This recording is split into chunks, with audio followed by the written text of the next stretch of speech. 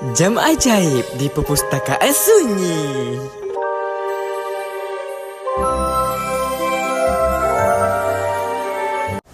Pada suatu petang yang hujan, Amir berteduh di sebuah perpustakaan lama yang jarang dikunjungi orang.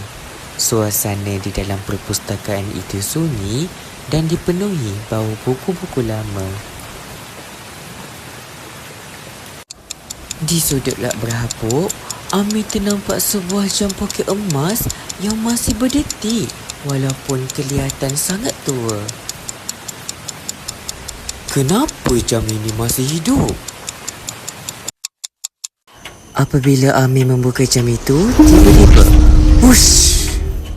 Tiba-tiba Amir berada di alam lain. Kamu bukan dari dunia kami. Datanglah pula seorang lelaki tua berjubah menghampiri Amir.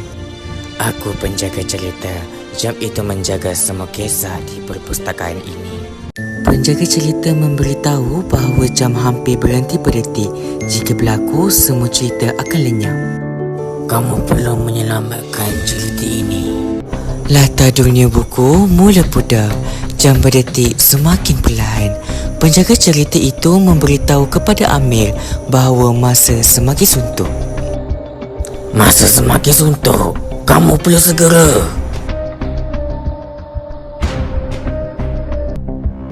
Amir hanya boleh menyelamatkan satu cerita kegemarannya atau semua cerita di perpustakaan.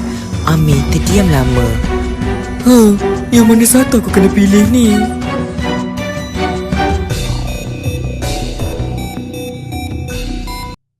Amir memilih untuk menyelamatkan semua cerita. Tiba-tiba cahaya keluar dari buku.